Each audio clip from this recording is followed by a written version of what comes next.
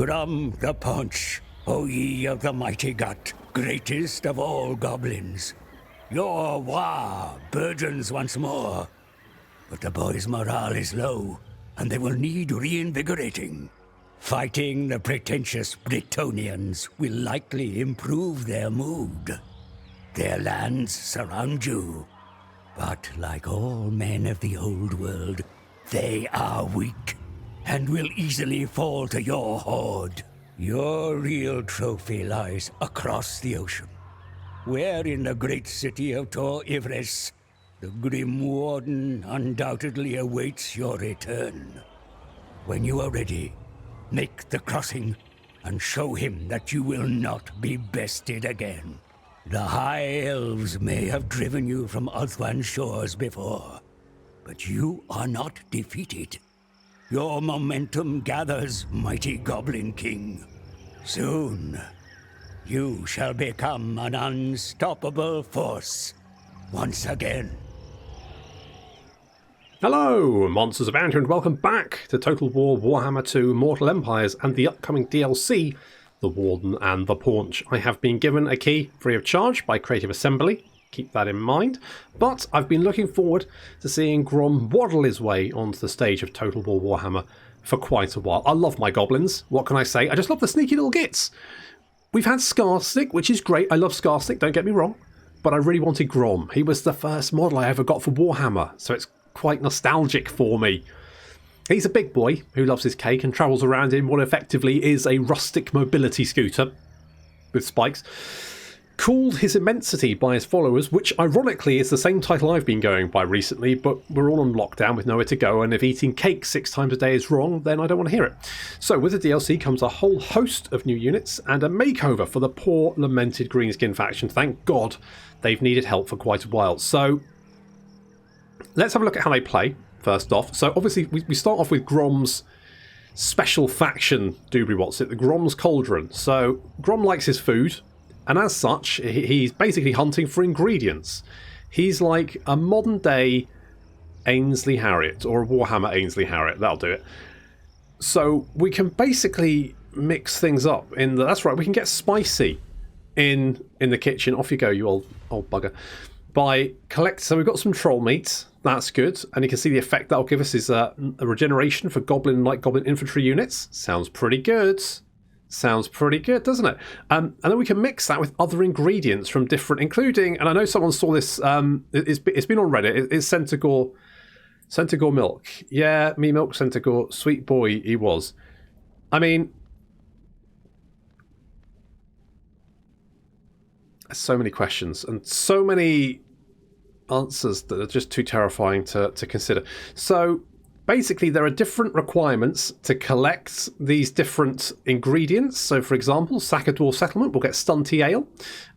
If we win a battle against an army containing any kind of lions, lion chariot or lion hybrid creatures, includes mounts, then we get lion meat. If we retrieve the Axe of Grom, we'll get eagle talons. And recruit any night goblin fanatics, and we'll get hell pepper shrooms.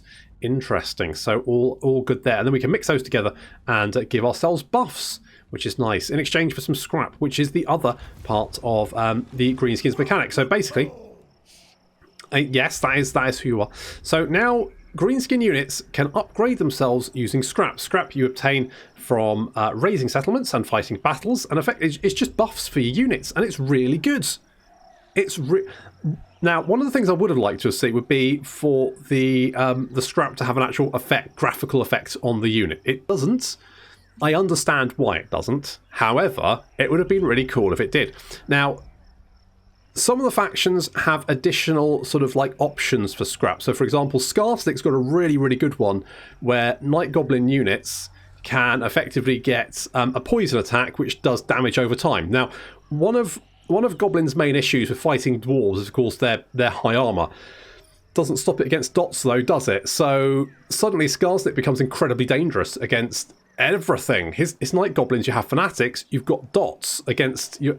It's just horrendous.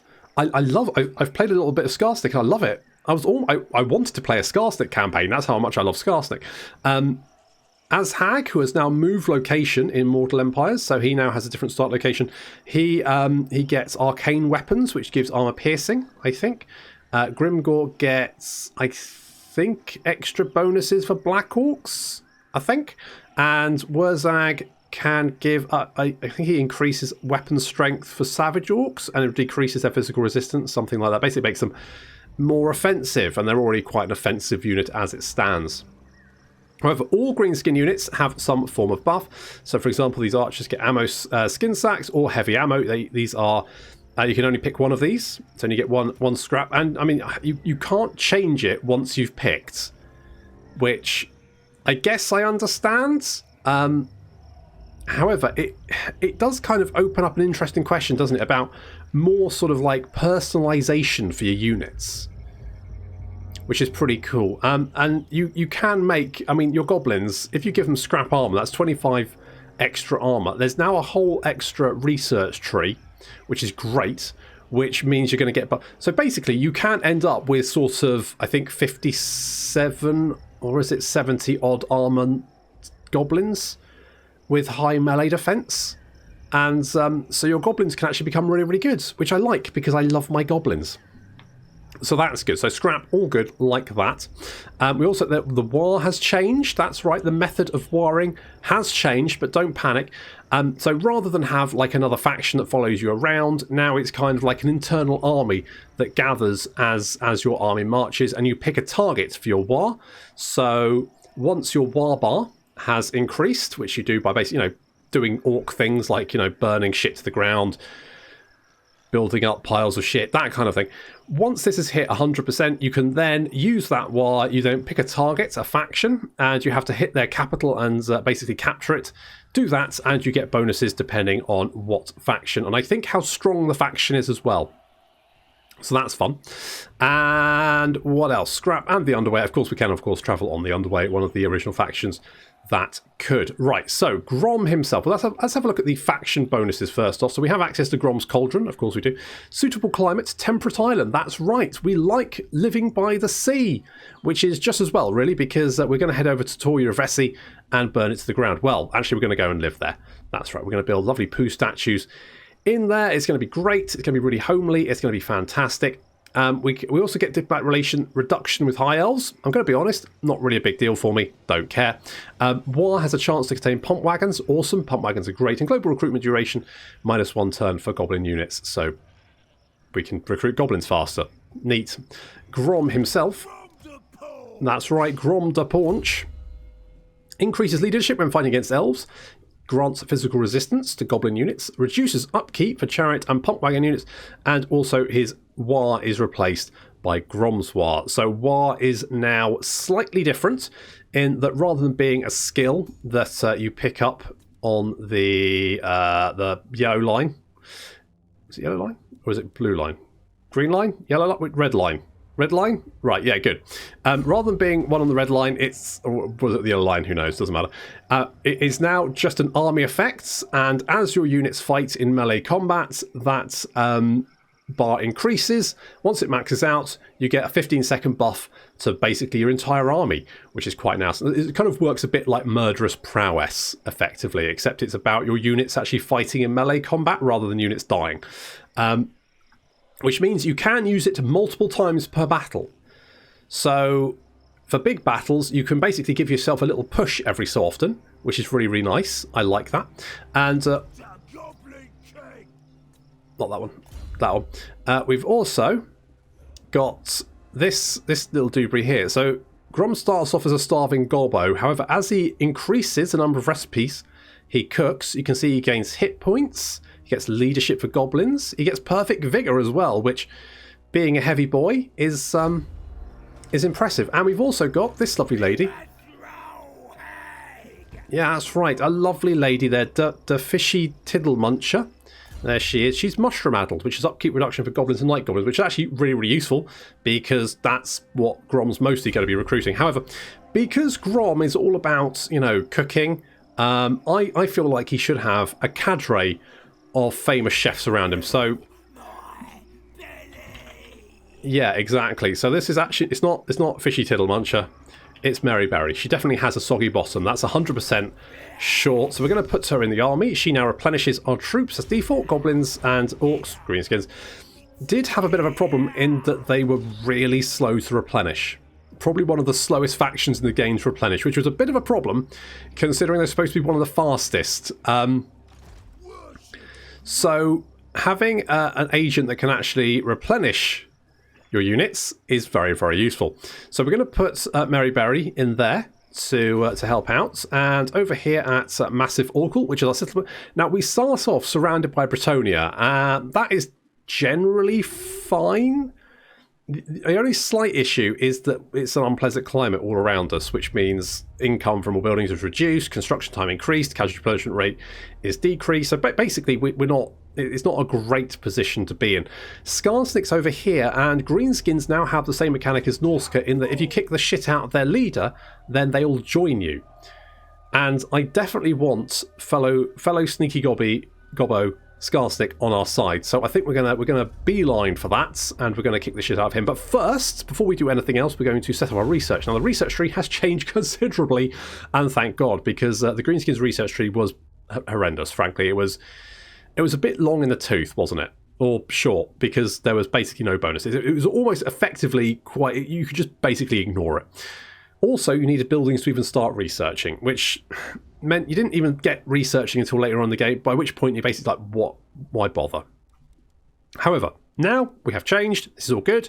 So we get some really good bonuses, so we can go bigger. That's more growth, which would be good. However, more campaign movement range is definitely where we're going. Plus, that's going to give us the access to sharper stabbers, which gives us weapon strength for pump wagons, melee attack for goblins and light goblins, and also unlocks the scrap upgrades for our goblins, goblin archers, pump wagons, and nasty skulkers, which is all very good. We do need 50 scrap to be able to do that, but it's definitely a good option to take. And there's plenty of bonuses here for goblins as well, which does make them quite useful. More armor for goblin units there, more melee attack there. We get more melee attack there as well. Where are we? Yeah, speed and more speed, and there's physical resistance here as well, which of course, you know, we get physical resistance from Grom anyway. So our goblins can actually get quite a lot of physical resistance, which is pretty nice. Yeah, so let's take on. Do you take me for a churl? I do, yes.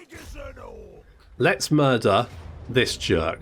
Now they start off with a field trebuchet, which is a bit mean, but I'm fairly sure. Yeah.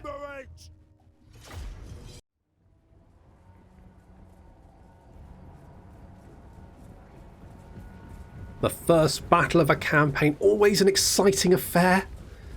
And here it is, and we've of course got our goblin units. We also start off with some river trolls. There they are in their home environment next to a river. They're big lads. Got quite smelly, quite smelly. Yes, not ideal.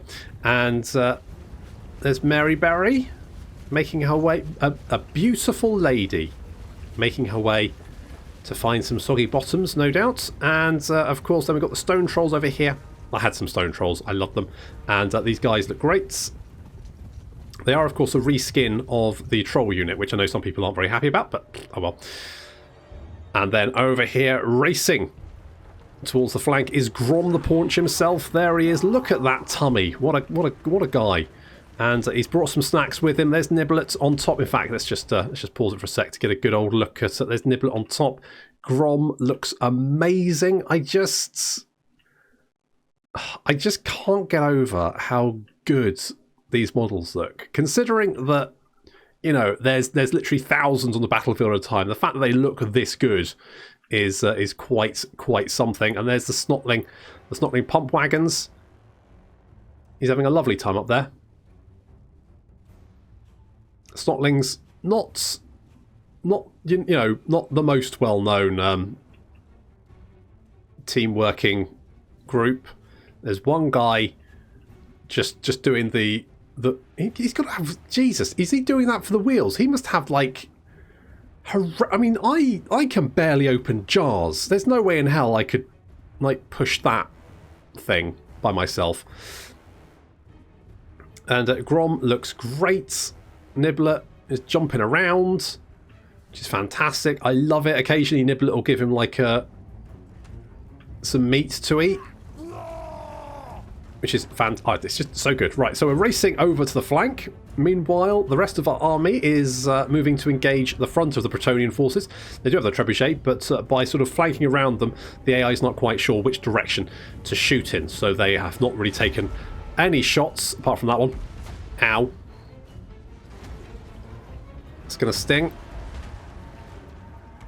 So we're moving in from the rear, the Snotling Pomp Wagons and Grom moving in to engage. Our archers opening fire and our trolls charging in. And we're going to get a lovely little... Oh, look at this one. Oh, sends Bretonnians flying. And then Grom slices them apart with Axe Biter, which is his little axe. And the Snotlings come through as well, smashing through the ranks of Bretonnian men-at-arms. And the Pomp Wagons, although they are a chariot... They kind of act a bit like the was it Whirling Death or whatever, the Skaven bikey things. Those robots. It's where you can just kind of leave them in combat and they'll just keep doing damage rather than having to. And obviously, it's better to pull them out and put them back into combat and all that kind of good stuff. But you don't necessarily have to. They can just do damage without having to charge back in and out and basically cause you a lot of micro. But getting those charges will, of course, make them do more damage. I mean, they're already up to... Let's have a quick look. 22 kills. I mean, that's not bad. Grom, though, is an absolute slaughter train. Look at this. 61 kills so far. We've also got Grom's War, which is going to heal us a little bit and give us more melee attack and weapon damage, as well as armor piercing damage. So, going to basically just be doing a lot more damage and healing at the same time. The Bretonnians are not having a good day. They have picks. They have picked poorly. They decided to try and take on Grom. That was a mistake. So many of them are dead now.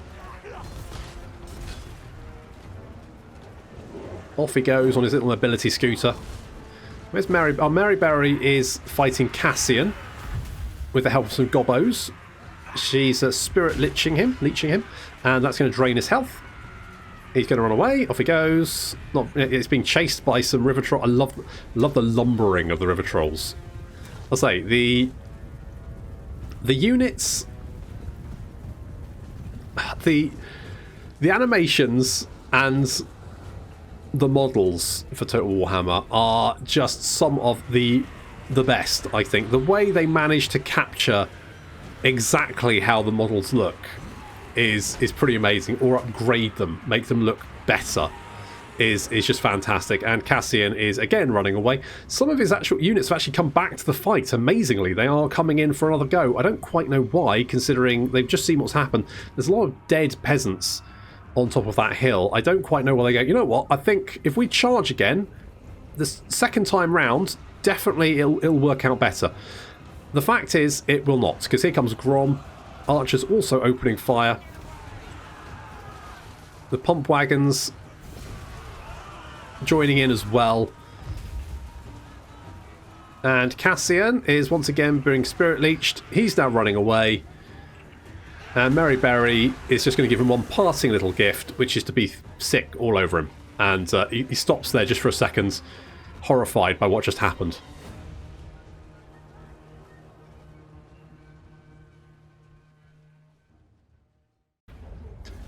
Goblins already proving themselves the superior species. And those Snotling... I mean, I was a little bit sniffy about the Snotling Pump Wagons to start off with. I was a bit like, I don't think they're going to do much. But, to be fair... I mean, to be fair, most of that army... Well, I say how I think some of that army was Peasant Mob, who are legitimately the worst unit in the game. And they're backed up by Men-at-Arms, who are one of the worst units in the game. So... You know, we could potentially draw some conclusions that maybe that was, you know, quite an easy battle for them. They didn't have to worry about any super heavy infantry or cavalry or anything like that. However, I do quite like the Snotling Pump Wagons, so expect to see more of them. Now, I could eat the captives. I'm kind of tempted to do that because we're going to be pushing on to the nearby settlement.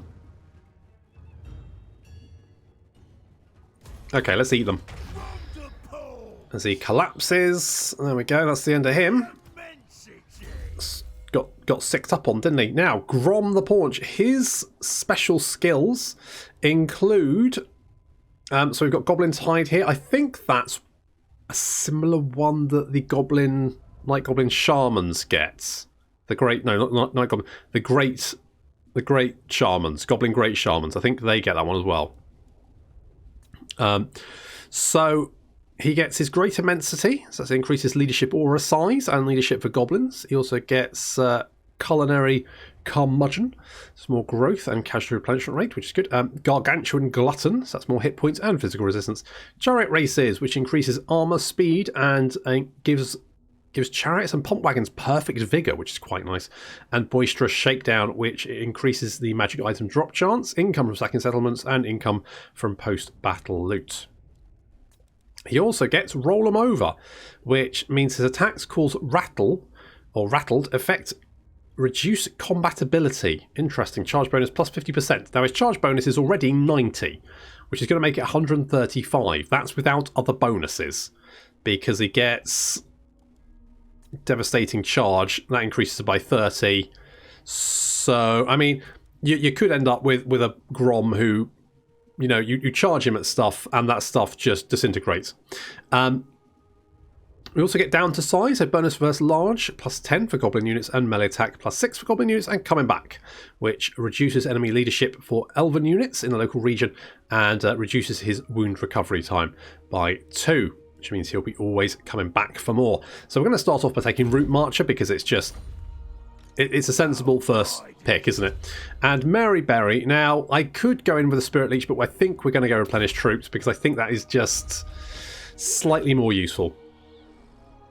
Now, we also, and this is quite nice, in fact, this is one of the things I said really should be added to Greenskins, and they did indeed. Yeah, exactly. So now, entering Raiding Camp, it costs no movement. We can do it whenever we like. So, effectively, we can go and sack somewhere, we can move on a full movement distance, and we can then start raiding, which is really, really useful. It also means, of course, you start replenishing as well, which means you're now a very fast-moving sort of raiding faction, which is exactly what the Greenskins should be. So it's going to hit this place. Do I want to fight this one? Yeah, I may as well fight this one. I mean, it's something about the starting battles. They've just got that new campaign battle smell, don't they? Smells of victory, probably.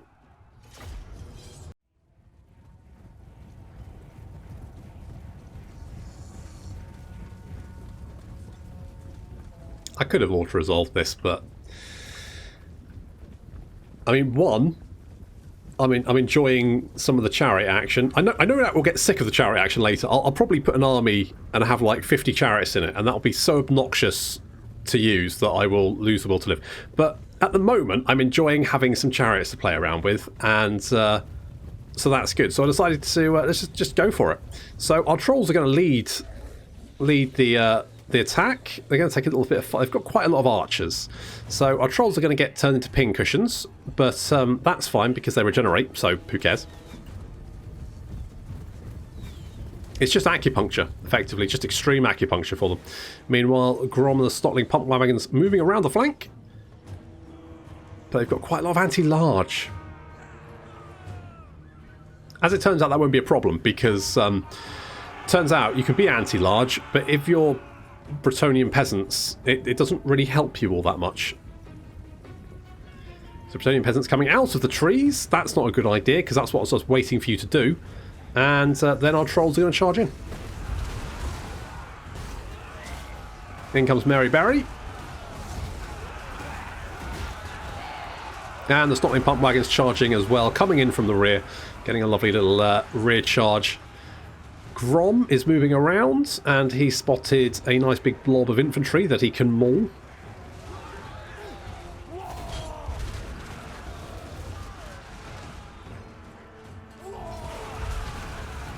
That'll do it. I love the way he switches hands with the axe. That's so good. Love it. And the Stotling pump wagons are just roving around, rear charging any unit of infantry that's already engaged. That's probably the best place for them, to be honest. And that is having the desired effect of, well, killing everyone. Grom is up to 46 kills. And counting. He's getting there. He's killing about two 2 Bretonians with each swing. That one missed, but that's fine. And Mary Berry is being sick all over some spear boys, apparently. No doubt they're overawed with her beauty. Jesus. Yep, got quite an eyeful there. Goods. Goods. How's the Wolfies doing? Oh, did you just... Oh, you bastard. You just... Yeah, that's what you get. You kick a wolf, your head flies off. That's what happens. That's canon. I mean, I think we're throwing more goblins than Bretonnian peasants around there, but that's fine. That's working. The enemy general unit is having a bad day. Some of the peasant bowmen actually coming back to the fight now. Bretonnians seem to be wildly more sort of brave than I gave them credit for. Snotling pump wagons are going to chase down the fleeing Bretonnians. They're not very fast, only 60 speed, which is not particularly good. However, they do have armour sundering, which means, you know, hit an armoured unit with them, and they ain't going to have armour anymore. I don't know if that's because of their... I don't know if that's because of the grinder on the front, because there's various different variations of the Snotling pump wagons. So I think these ones have more charge bonus or something, but either way, that works. We'll get some more pump wagons because they're great.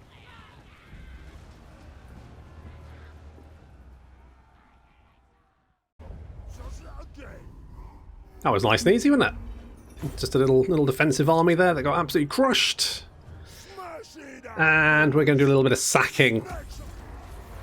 And we've got a new ingredient.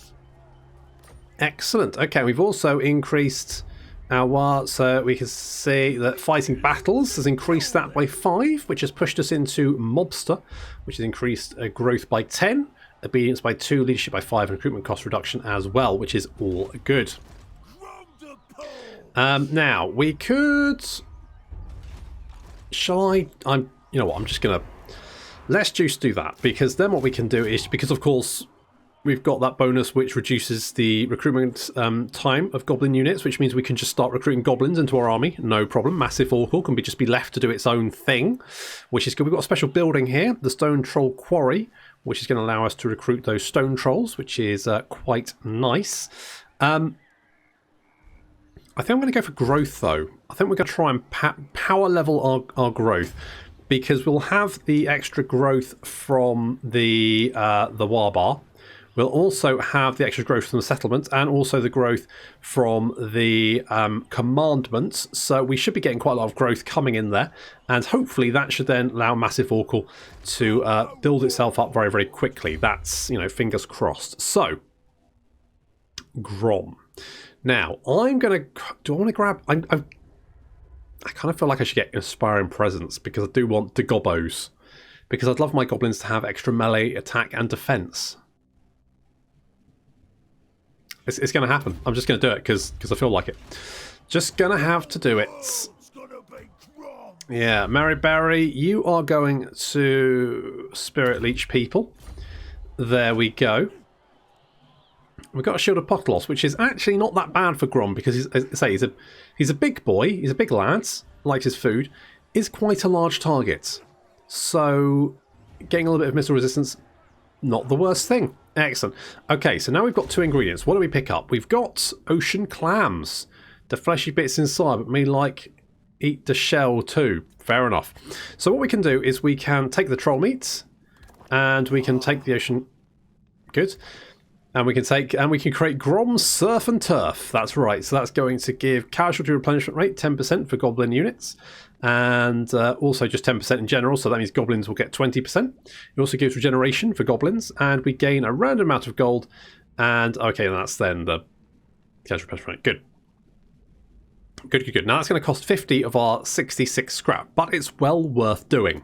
Lobbing a spinal column or two. If, you know, for garnish. Good. So we'll do that. Lovely. And that's then... We've got that bonus for 15 turns.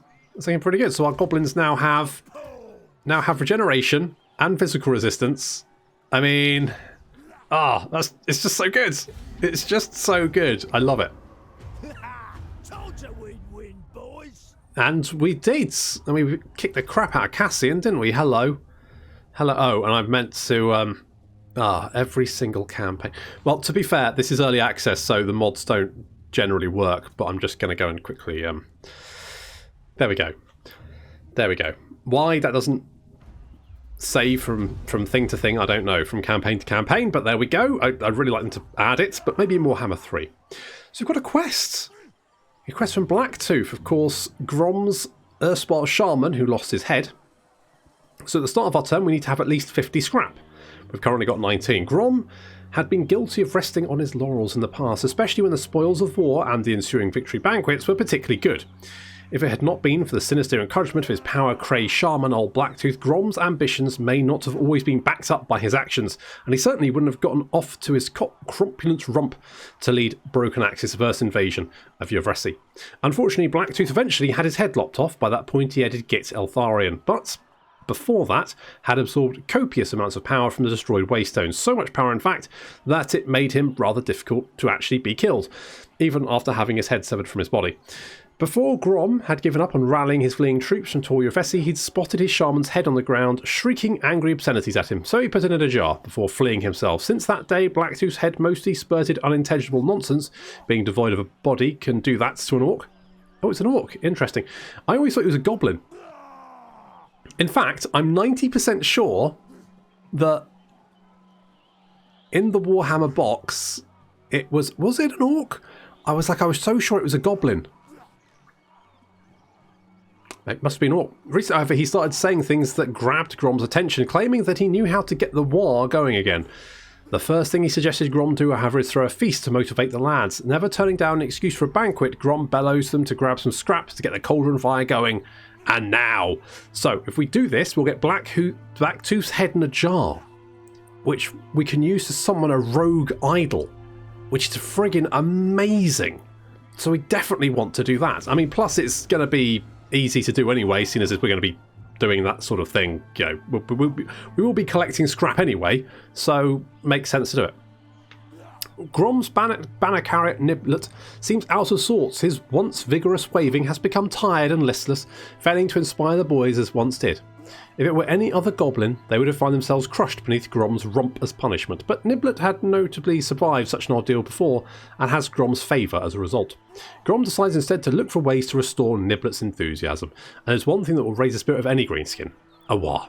So we need to obtain a war trophy. Fair enough, and we'll get the lucky banner, which increases magic item drop chance, post-battle chance of stealing a magic item, increases ward save, melee defense for the Lord's army, and also gives us an ability. So for 30 seconds we can gain 40 melee attack and 40% magic resistance, which is quite nice, isn't it? That's good. Definitely want to do that. What are you? I'm sorry. Okay, but do you want something? Are you... What's... Hello? Okay, good. Right, well, let's sack that again. And we will... Now, I'm going to head up to Paravon ASAP so that we can trash that, because I want to get over to see Scarstick and basically kick the shit out of him. You know, friendly-like.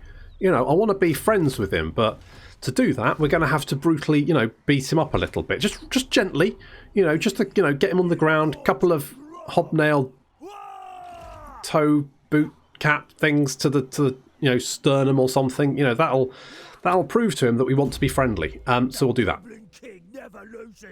Well, no, hopefully not. Anyway, let's get the gobbos, because that's going to give us some melee defense for our gobbos, and I love my gobbos, so we're going to be doing that. And Mary Berry is going to... Now,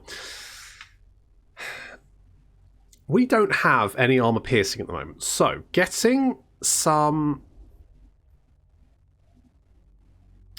to reduce armor is quite nice. So let's grab that, Soul Blight, because that's an area effect that will reduce armor. So that's going to help our goblins who are... They've got weedy little arms at the moment, and they're not going to be able to pierce any armor. So let's do that. Excellent. Okay, so far so good. We're going to hit Paravon ASAP. Was I recruiting? I'm fairly sure I was recruiting, wasn't I? I'm like 91%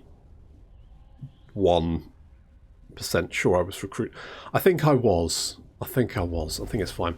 A hag merchant has been spotted. Drawn close by the scent of Grom's constant binge banqueting, a merchant troll hag has been sighted nearby. Such a dangerous creature should be approached with caution, but the hag's bag of dead things will likely contain something delectable to toss into Grom's cauldron. Or you could just rob her. I mean, it's, you know, either way. So basically, she's turned up here. If we go and see her, then we can potentially buy an ingredient, or we can try and do a quest for her that will give us certain bonuses, or we can just steal her shit. You know, it's all there. Okay, let's hit Paravon ASAP. Do that. Let's see, what have they got? I mean, it's mostly trash, isn't it? This should be fine. We'll build some siege towers. Keep them busy. They might recruit an army down here. That's potential. However, I have, you know, sacked it multiple times, so I'm not sure they'll have much left. Although, having said that, in my last campaign, I left them with like 2 settlements. They were hitting me with 6 stacks a turn. So, who knows?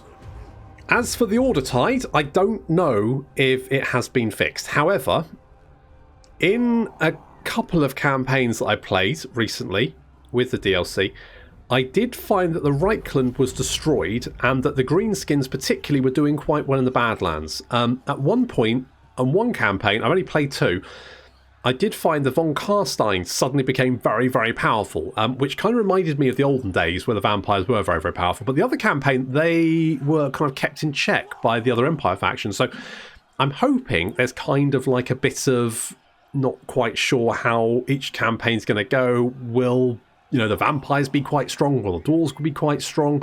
Well, it's just nice that every campaign might be slightly different. Rather than every single campaign, the Empire just hits you with wave upon wave of fucking steam tanks. So, whether that has changed, I can't tell yet. I'm sure as when people get access to the DLC, we'll learn more, and we will find out if that is the case. I have high hopes. I have high hopes that has been resolved. Okay, we can now upgrade, so we'll do that. How's our siege towers going? We only really need 1 siege tower. That should be more than enough, because it'll give us two siege towers, and we can just, like, send the gobbos up. Just swamp them with numbers. So that should be all fine. And obviously, the longer we're... Now, interestingly, I think Paravon starts off at war with some of the Wood Elf factions, which means doing this might well keep them off my back for a little while. However, I do need to go and see Scarstick, and ideally brutally murder him before anyone else does. So I could get some more siege towers. We could swamp them with numbers, couldn't we? I think we'll be fine, actually, because they've got a lot of, like, cavalry, haven't they? Which is not really going to help them very much. So yeah.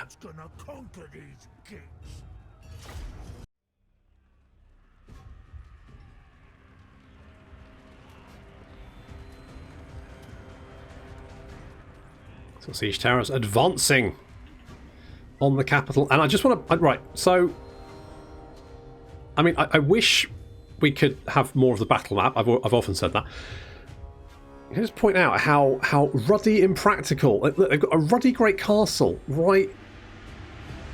I once lived at the top of a 5-story flat, and getting the shopping up there was a bloody nightmare. Can you imagine coming back from Sainsbury's and having to get up to the top of that? You'd lose the will to live, wouldn't you?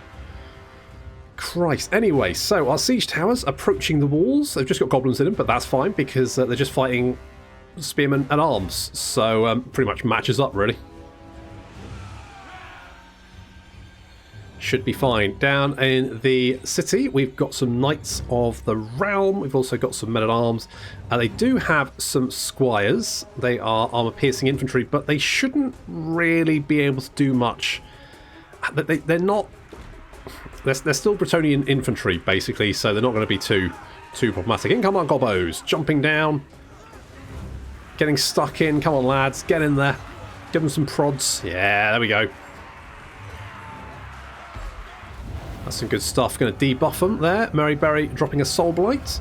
which reduces their armour to nothing. They have no armour anymore. They're naked and also barely any weapon strength. And our goblin archers firing with wild abandon. Will they hit some of their spear brethren? Almost certainly. I mean, probably.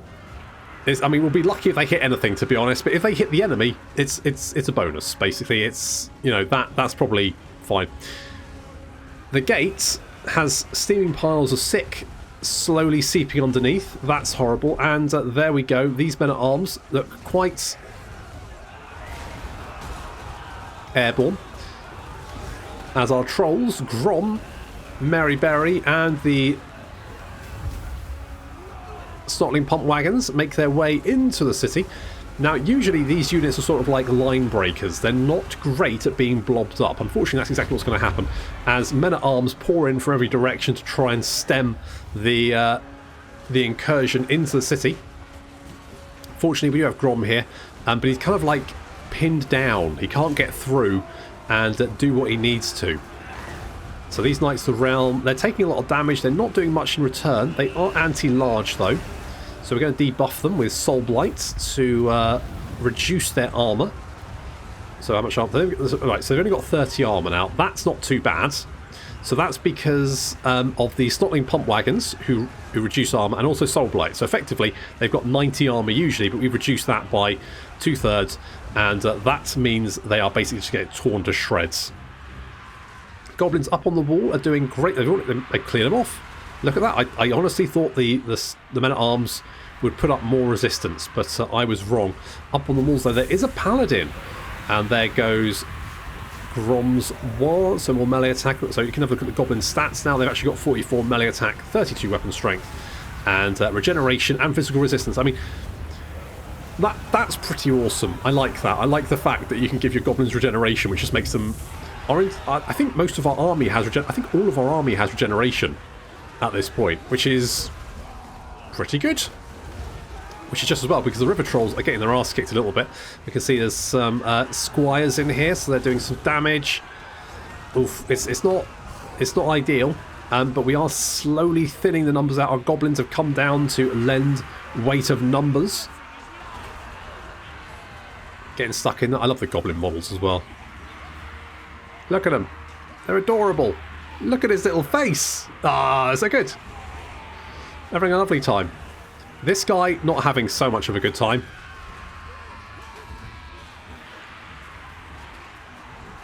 Are you gonna die? Oh, his head fell off. Yep, no, he died. A bit melodramatically, if you ask me. He didn't need to have his, his head didn't need to fly off like his bloody pop-up pirate. He could have just like bled to death on the ground. That would have been fine. So we've broken through into the city proper. And they still have some units defending the city centre, and our trolls are going to move in. Led by Maryberry, there's Grom as well. Goblins picking off some fleeing men-at-arms. You can see the big pile of bodies. No, that goblins looting that for anything useful. That's goblins for you. Some mounted yeomen are going to try and slow our advance. That's not going to work. You can see, yep, smashed through them already.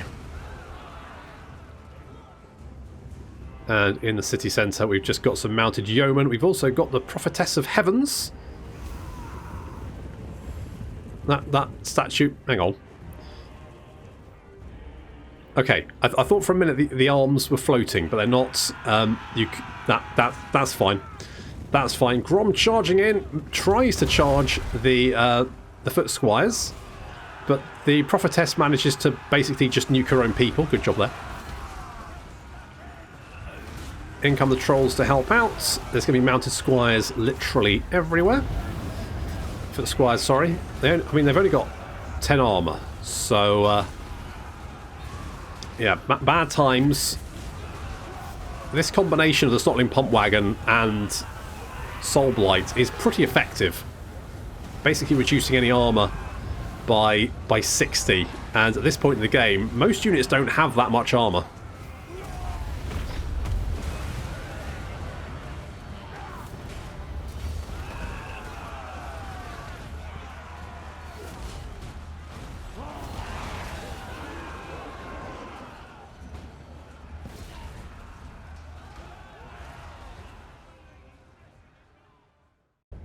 Oh, that was good.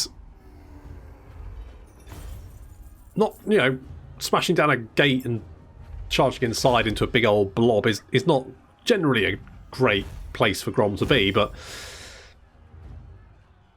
he still did quite well, didn't he? Still did quite well. I'm going to sack it. So that should... Yep, we've got the scrap. Use Grom's Cauldron to cook a recipe, which we can do. So hopefully we'll have completed the quest. We have. Great. So...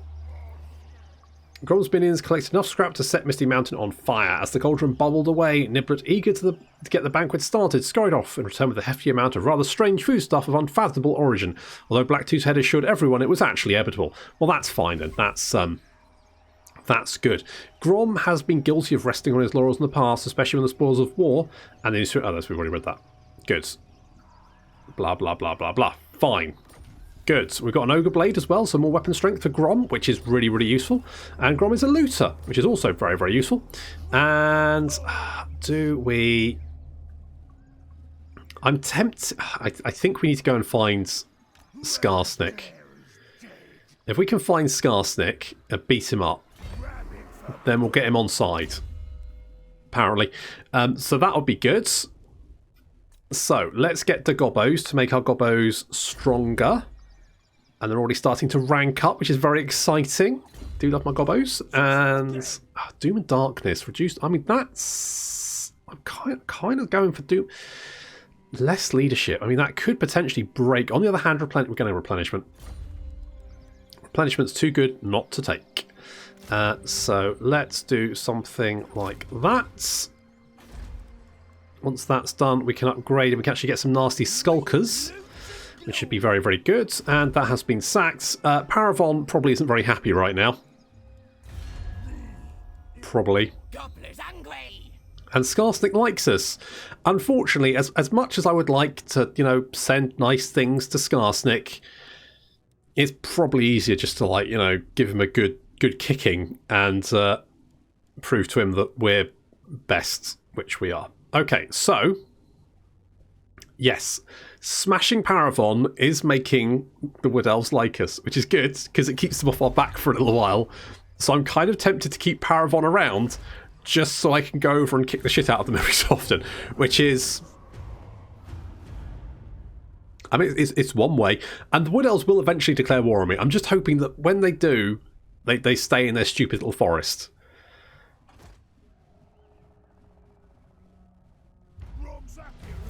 So we need to win 3 battles. Grom has 2 loves, eating and killing pointy ears. As of late, the latter seems to bring him much less pleasure than in the past. Perhaps he thought it is time to retire. Of course not. Snapping himself out of it, Grom realised it is not that he was the problem. Elfbiter, the axe of Grom, has been stolen and replaced with a counterfeit. God damn it! Grom knows that if he is to find out what happened to the original chopper, there's only one thing he can do first. Go crump some gits. So we need to win 3 battles. Can do, Grom. Can do. We've got Gobbos. So Gobbos is getting a bit angsty. Maybe we should give him some toys to play with. So we get more melee attack, upkeep reduction for goblins, all that kind of good stuff. Is that Skarsnik? It is not. It is not. Okay. So let's get... Oh, now we've got an ingredient, haven't we? And I didn't check what it was. What have we found? We've found green spores. Swiped them from Pointy Ear Git's forest. And we bashed some of them on the way too. Fair enough. It's going to increase reputation and growth. I mean, that's tempting. Because that'll give us our war quicker, won't it? Oh. Oh. Oh, but...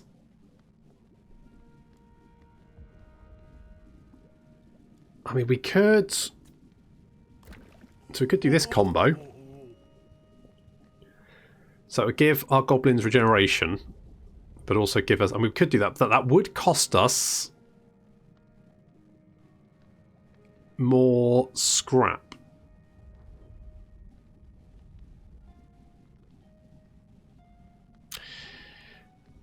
I'm tempted to do it just for the extra reputation, but we're gaining quite a lot anyway.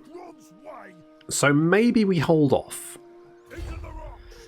Okay, let's see if we can find out where Skarsnik's gone. There he is. Now, if we can catch Skarsnik and kill him and rout his army without destroying his units, we might be able to get that Arachnarok spider, which would be quite nice. On the other hand, that thing will cost a bomb, and we have no money at the moment, so probably won't be able to keep it, but fingers crossed, maybe we will. Let's grab, then, the Sharper Stabbers. That's going to cost us 50 scrap, but it is going to give us more melee attack, and also unlock the bonuses that we can get for our gobbos. So let's start with that one. Now, it's tempting to leave Skarsnik where he is, because if he's there, at least he's not like causing... He's creating a diversion for our surrounding enemies to fight rather than us. On the other hand, I do really want Skarsnik to be on my team, so we're gonna beat him up basically and take his stuff. Now, what's this garrison like? Is that fine? It's probably fine, isn't it? It's probably all right. We do not have enough scrap to give anyone anything, which is a shame. I think we're just gonna have to go for it. It's a ballsy move. It is a ballsy move, but I think we're gonna do it. I mean, it's do or die, isn't it? It's do or die. Okay. Is this fine? This is probably... We'll be alright. Remember it!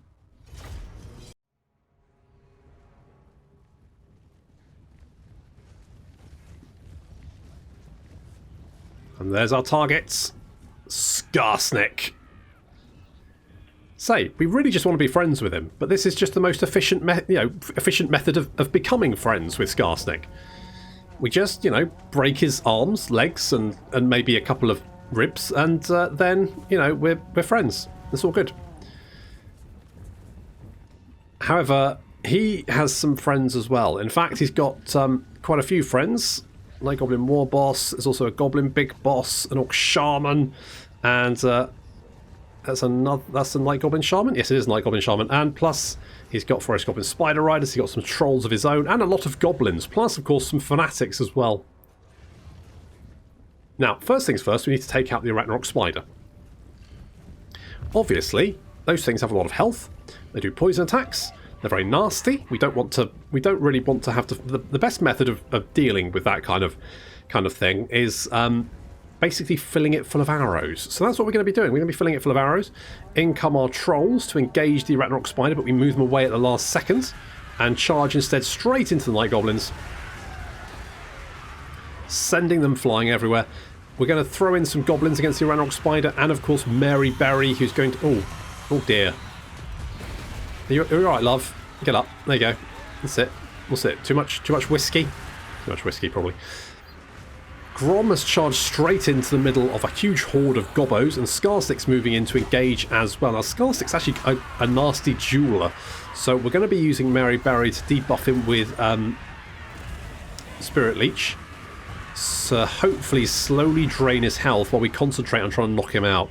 If we can knock Skarsnik out, then this battle should be in the bag. Lots of arrows raining down the Arachnarok Spider. You can see health already at half, which is good. We're holding it at bay and DPSing it. It's a good old tank and spank. Skarsnik is dropping health rapidly. Jesus Christ, where'd those goblins come from? Flying gobbos. Okay, Skarsnik's down to about 50% health. Unfortunately, reinforcements have arrived. We're going to send in the Snuttling Pump Wagons. In they go. The Fanatics come out. I was hoping that we could get the Fanatics to, hit their own units. Because some Fanatics in this blob of Goblins would have been... it would have been immense. It would have been so good. Right, so our Snuttling Pump Wagons are... I'd kind of forgotten this, but of course Night Goblins have poison. That's going to reduce the speed of the Snuttling Pump Wagons down to 45, which means they're very, very slow, which means the Goblins can just chase after them and stab them. That's kind of an issue. Skarsnik's taking a beating, but not quickly enough, and you can see these Goblins... There we go, the Skarsnik's War has popped. Fortunately, they're still quite far out, so it's going to be mostly wasted. It's not in Pump Wagons trying to reach back to our lines. I mean, fortunately, they've got regeneration, so they will heal up. It's Goblin on Goblin action. It's absolute carnage. There's a big blob of fighting going on here as trolls and goblins wail away on each other. There's Scarstick, and Grom is slashing left and right. The Ragnarok Spider has come back to the fight. It fled, came back, and we're shooting it again, so that's fine. The Stockling Pump Wagons managed to get around. They've healed up as well. They are slowly regenerating, and they're going to come in and hit these Night Goblins in the rear.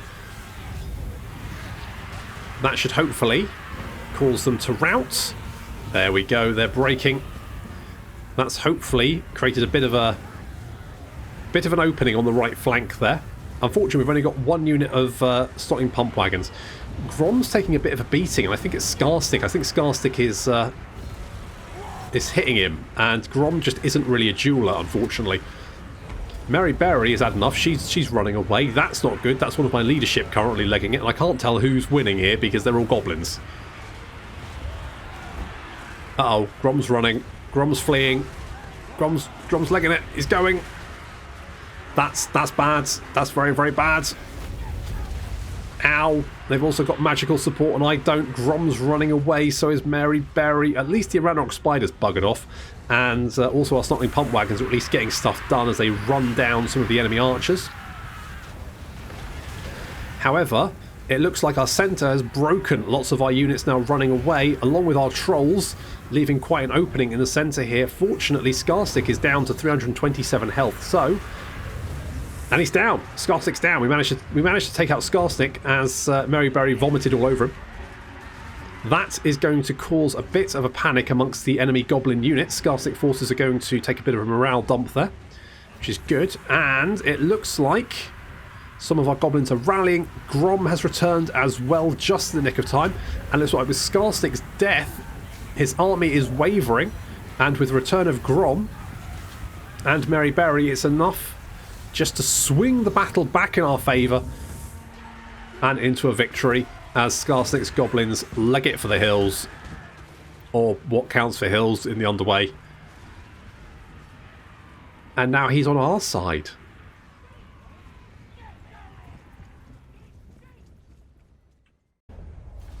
I'll be honest, I think that was on a knife edge. I think that was on a knife edge for quite a while. Let's take the replenishment. And we've sent Scarstick scuttling away, and we have defeated him. Sometimes even the sneakiest among us becomes unstuck. We get more ambush success chance and ambush defense chance. That's quite nice, especially for Grom. Excellent. And there we go. Scarstick of the Crooked Moon Tribe has been defeated. The Greenskins tribal hierarchy is brutal but simple. Bash in enough heads and take enough loot. Sooner or later, you're going to get some mobs and become a war boss. Beat up another war boss in battle, his mobs will become yours too, since loyalty is a concept that neither orcs or goblins really care for. Be aware that subjugating another war boss in his tribe also means taking over their territory, leading to a larger empire to oversee. Perhaps just keeping things simple and bash in their heads too. So we could release Scarstick, but we're not going to. We're going to form Confederation. And Scarstick is wounded, so I guess I'll take who? Like you? I don't want you. Okay, we're kind of hemorrhaging cash at the moment, but that's okay. Do any of you guys have fanatics? No. Oh, your army will, though, won't they? Or maybe not, maybe they died. But they do have Night Goblin Squig Hoppers and the Ragnarok Spider. So what we're going to do is we're going to... Do I keep the Night Goblins? Let's keep the Night Goblins. We'll get rid of that. And... Do I keep the Night Goblin out? I mean, the Night Goblin Archers are just better than Goblins, aren't they? They are just better than bog standard Goblin Archers. We've actually got a Night Goblin Shaman here. So we'll take you. I'll get rid of everyone else. And of course we'll have Sly Demiser.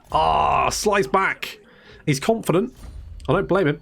Let's bring him back to come and help us out. I could just disband this entire army. Let's keep the Night Goblins.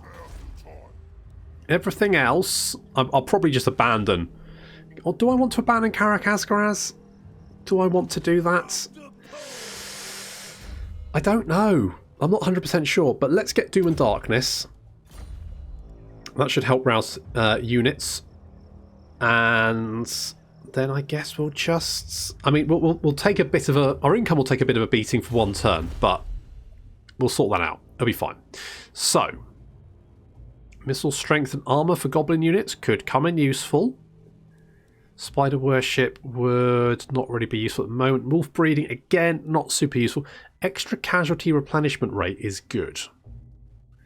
Scrap upgrades for night goblins, also quite useful. Growth, also good. But let's get melee attack and speed. It's going to cost a K, but I think that's well worth it, so I'll grab that.